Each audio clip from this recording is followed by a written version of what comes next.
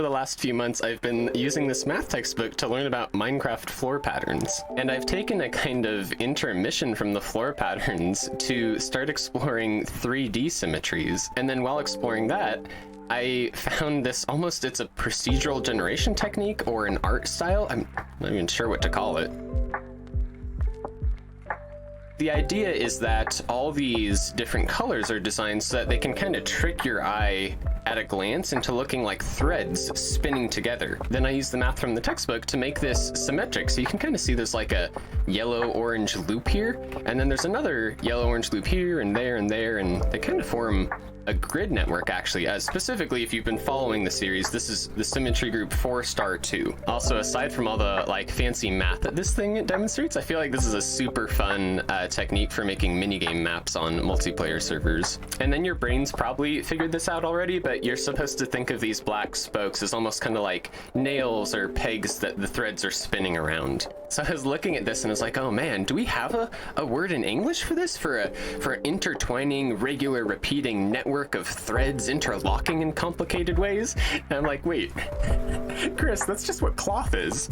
So I made math, cloth, artwork accidentally in Minecraft. I'll explain how this was made and how you could make your own. World download is available if you want to just explore this. By the way, if anyone does want to use this in a multiplayer map, you're perfectly welcome to. This thing might also remind you of Celtic knot art, because a lot of that is the same thing. It's a bunch of intertwining patterns of knots. But there's actually one big mathematical difference between this network and a Celtic knot network. So if you were to, take like a printout of a Celtic knot, flip it over, and then photocopy it, assuming, all the colors made it through to the camera or whatever, turning it upside down and photocopying it actually won't change which threads are on top of which others in the artwork. And that's because it's not an actual knot system. It's a carving that tricks your eye into seeing a knot system. However, for these strings, you actually can think of one strand as being truthfully on top of another. And this gives us another possible set of symmetries to work with when designing fun patterns. So there's one last symmetry to this pattern that I haven't pointed out yet. Props to you if you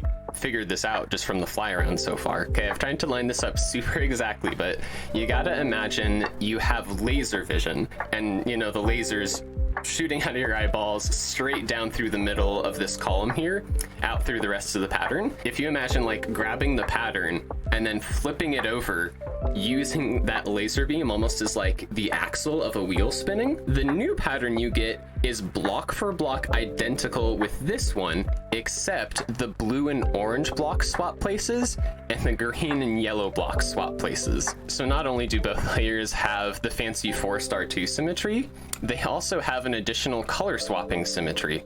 By the way, if you've ever looked at Morris Escher's artwork, you're probably at least somewhat familiar with color swapping symmetries already. One way you might have actually seen that just from glancing around this thing is to notice that this kind of orange yellow loop here on the top layer is very similar to this blue-green loop here on the bottom layer. Similarly, the shape of the blue-green loops on the top layer here match up with the shapes of the orange-yellow layers on the bottom here. I've been calling this the chaparral symmetry just because of the color pattern.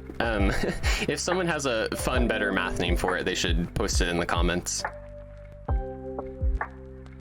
All right, now it's time to get in the weeds and figure out how you actually make something like this. Just like the floor patterns, it's broken down into like a base tile that just kind of repeats in a specific way. So here's 4 of the base tiles linked together. They're actually linked together around a point of 4-fold spinning symmetry. So if you imagine spinning this thing 90 degrees, it'll look the same. And then here's a single base tile.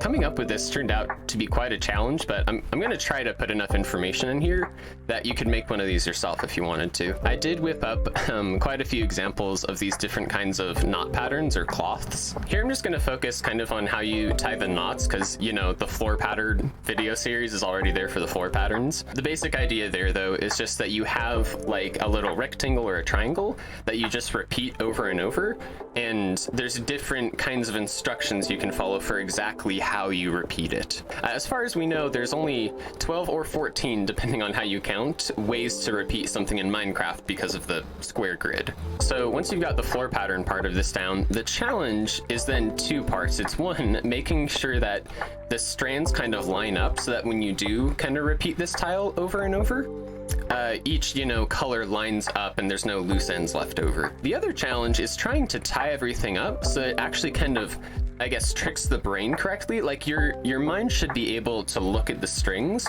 and imagine that they're actually like held under tension, that this thing could actually hold its shape as a piece of cloth or some kind of knitted artwork. In order to accomplish the second goal of kind of the visual trickery, I added some rules for how I was and was not allowed to tie the strands together. The idea is pretty basic, is that when you have two strands crossing each other, you can twist them once, in which case, you know, they'll change kind of which direction they're traveling. So like red will then go in green's direction, green will go in red's direction. You could also twist it twice, in which case both strands still travel in the same direction, but you've just shifted their positions over slightly. And then you could go crazy and add like, you know, 20 twists or something if you wanted to. I should point out too that these twists are actually connected. So it's just a little 1x1 cube strand that actually does connect all the way around and continues out the other side. These twists are also the first example of this kind of new color swapping symmetry we have. So if you imagine shooting your laser beam eyes through this piece again and then flipping it over, the green and red blocks would all swap places. It turns out you do need these kind of nails or pegs to make most of the patterns, and that's because this twisting actually has a kind of weird problem, which is that there's one common theme that all these knots follow, which is each twist changes the height of the strand. So say green starts on bottom, red's on top, then you twist it once, now red moves to the bottom layer, green moves to the top, then if you twist it again, they're back to their original heights. Twist it a third time, they switch again. The practical effect of this when you're actually making a cloth is that if you don't use any pegs and you follow these rules, every east-west strand will be in one layer, in this case is the top layer, and any north-south strand will be in the other layer. Adding the pegs in fixes this, because now you can have a joint like this, where a green strand moves up to a different layer, but continues to travel in the same direction. Those are the rules that I followed to make this thing look like it's actually string. So the challenge now is you take a bunch of these knots and you slap them down into like the template for one of these patterns. In this case, this is what is this, quad 2 reflective, and then you got to make sure all the loose ends match up.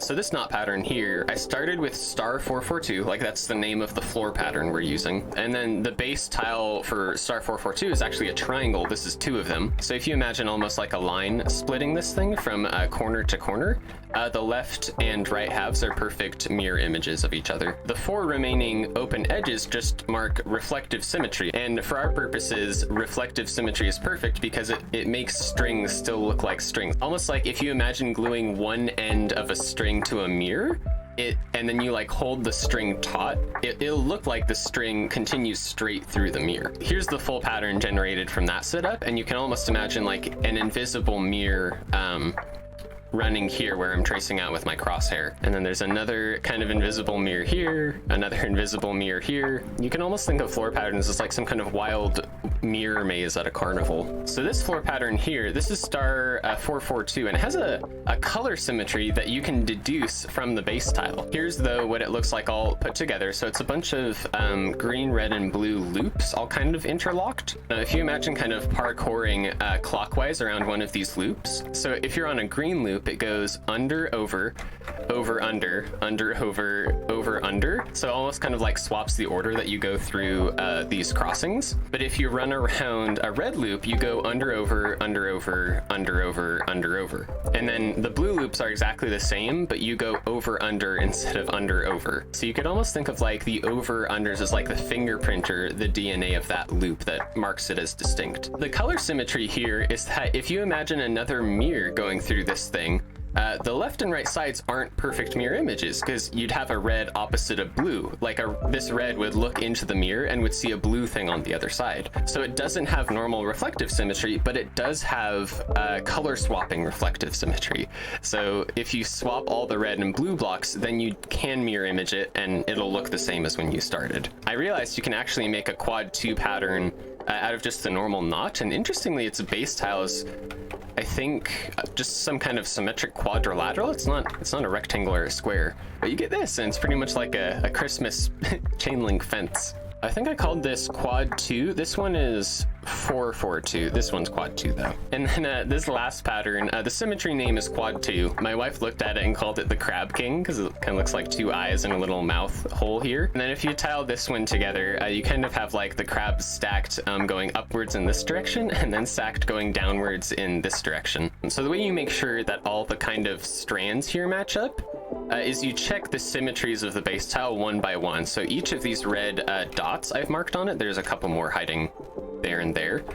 These 6 red dots mark points that should have 180 degree symmetry in the final pattern. So what that means is if there's a green strand here, this base tile needs to connect with itself when it's flipped kind of like upside down. That means that this strand needs another green strand here to match up. So in the final tile, these two would be connected. And then with a little more work, you can also figure out that like the right and the left sides need to match up in a specific way. Yeah, once you're all done, you get the Jamaican Crab King. Well, if you followed this far, we'll take a shot at actually building up to this weird little obstacle course. So I actually started by choosing the symmetry. I decided I wanted 4-star 2, so that means a 4-fold spin symmetry here, and then a reflective symmetry on these 2 lines. And then, like I showed before, I want to try to use this new kind of color swapping symmetry. So the plan is whatever we build on this thing should have that kind of laser beam symmetry where you can spin it upside down, switch some colors, and it'll look like when you started. Then here in the next step, I marked like exactly where that kind of eyeball laser beam should be, and then used it to position where all the strings should be going into this pattern. These strings are already kind of keeping the color swapping symmetry, so if you flip this whole thing like 180, all the blues will go to oranges, the oranges will all go to blues, and then over here, yeah, I think we have yellow to yellow, green to green, yellow to yellow. I ended up managing to get some color swapping with the yellows and greens too in the end, but trying to fill this in with knots got really cramped really fast, so I just kind of, I don't know, went off and built random crap until something kind of worked. I had to use 2 pillars in the end, and you can see even this is pretty cramped, so once I got this kind of set up, you can, I don't know, see the kind of like rectangle of blues and oranges here and here, matching up with the rectangles there and there. The last step was to just take this and kind of space everything apart so you could really see what's going on. And then I realized there was a couple places that I could add more twists to, I guess, I don't know, make it look more charismatic. Yeah, and then with all that done, I just went ahead and used Lightmatica to just copy and paste it a ton of times. Well, that's how you make Minecraft cloth art. My name's Chris. Thanks for watching.